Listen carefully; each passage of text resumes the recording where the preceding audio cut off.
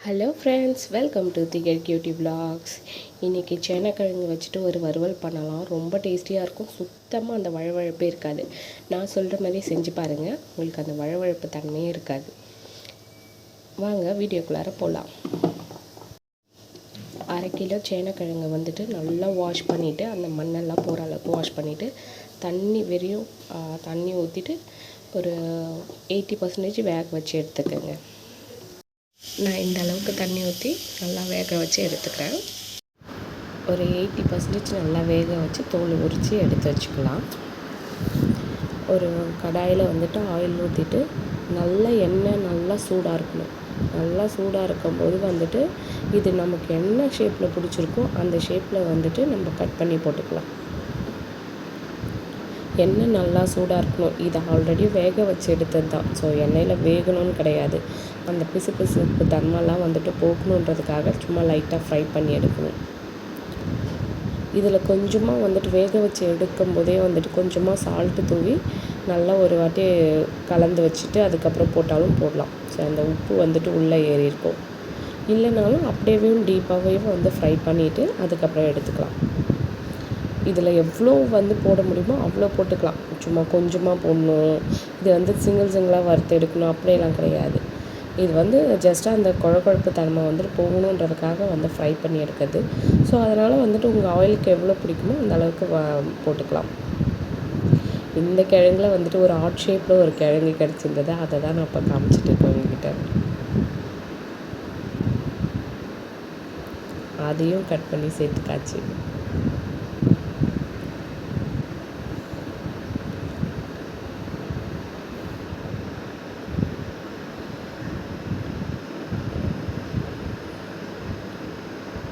நல்லா மிக்ஸ் பண்ணி விட்டுட்டே இருங்க. ஏன்னா இதில் அந்த குழகுழப்பு தன்மை இருக்குன்றதுனால டக்குன்னு வந்துட்டு அடி பிடிக்கும். ஸோ ஹையிலே வந்து இருக்கட்டும், ஒன்றும் ப்ராப்ளம் கிடையாது. இந்த அளவுக்கு நல்லா கொஞ்சம் கோல்டன் ப்ரௌன் கலரில் வந்த பிறகு எடுத்துடலாம்.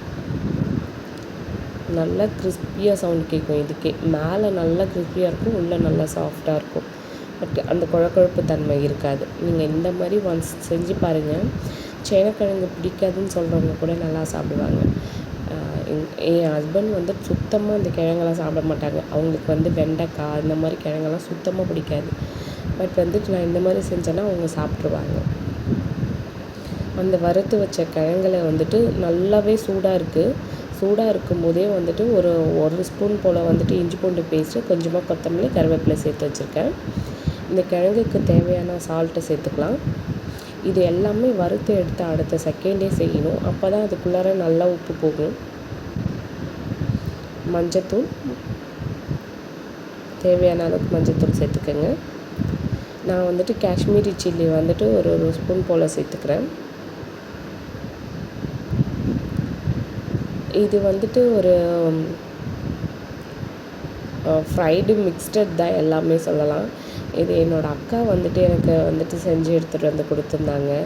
இது எல்லாத்துக்குமே மீன் வறுவலுக்கு, இந்த மாதிரி வந்து 65 போடுறதுக்கு, இந்த மாதிரி எல்லாத்துலேயுமே வேறு எதுவுமே சேர்க்கணுன்னு அவசியமே கிடையாது. இதில் வந்து காரத்தூள் கூட சேர்க்கணுன்னு அவசியம் கிடையாது. பட் நான் இருந்தாலும் கலர்ஃபுல்லாக இருக்கணுன்றதுக்காக காஷ்மீரி சில்லி சேர்த்தேன். இஞ்சி பூண்டு எதுவுமே ஆட் பண்ணணுன்னு அவசியம் கிடையாது. பட் நான் அந்த மாதிரி சேர்த்துருக்கேன். இந்த மாதிரி சேர்த்து செஞ்சிங்கன்னா ரொம்ப கிறிஸ்பியாக வந்தது, ரொம்ப டேஸ்டியாக இருந்தது. ஒரு ஃபிஷ் ஃப்ரை சாப்பிட்ற ஒரு ஃபீல் இருந்தது.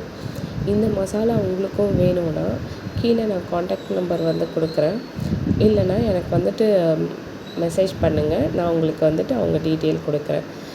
அவங்களோட கரம் மசாலா, சாம்பார் தூள், இந்த மாதிரி 65 மசாலா, காரக்குழம்பு, இதெல்லாம் ரொம்ப அல்டிமேட்டாக இருக்கும். நீங்கள் ஒரு ஸ்பூன் சேர்த்தாலே போதும், அவ்வளோ டேஸ்டியாக இருக்கும். எனக்கு கமெண்ட் பாக்ஸில் சொல்லுங்கள், நான் உங்களுக்கு கண்டிப்பாக ஷேர் பண்ணுறேன். அவங்கக்கிட்ட நீங்கள் வாங்கிக்கலாம். கொஞ்சமாக லைட்டாக தண்ணி தெளிச்சிட்டு ஒன்று போல் நல்லா அது மிக்ஸ் பண்ணி வச்சுக்கலாம். இதை வந்துட்டு ஊற வைக்கணும் அந்த மாதிரிலாம் அவசியம் கிடையாது. நம்ம வந்துட்டு ஆயில் போட்ட உடனே வந்துட்டு நம்ம வந்துட்டு நல்லா வறுத்து எடுத்த உடனே இதெல்லாம் மிக்ஸ் பண்ணுறோம் இல்லைங்களா. ஸோ அதனால் ஈஸியாக அதில் கேட்சப் ஆகிடும். அகெயின் வந்துட்டு சும்மா அந்த மசாலா வாசம் போகிறதுக்காக ஒரு லைட் ஃப்ரை, ரொம்ப டீப்பாக ஃப்ரை பண்ணணுன்னு அவசியம் கிடையாது. ஆல்ரெடி நம்ம வறுத்து எடுத்தது தான்.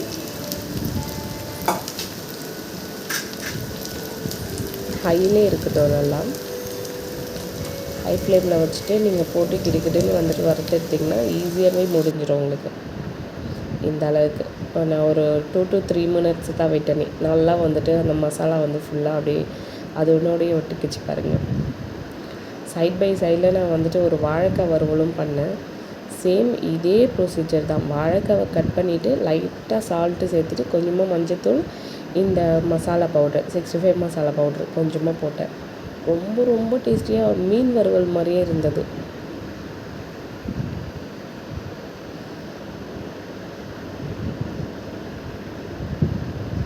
அவ்வளோதான், நல்லா வறுத்து எடுத்தாச்சு. இங்கே பாருங்கள், மேலே நல்லா கிறிஸ்பியாக இருக்கும், உள்ளே நல்லா சாஃப்டாக இருக்கும். ஸோ இந்த மாதிரி மோர் வீடியோக்கு ப்ளீஸ் என்னோடய சேனலை சப்ஸ்கிரைப் பண்ணி வச்சுக்கோங்க. தேங்க்யூ ஃபார் வாட்சிங்.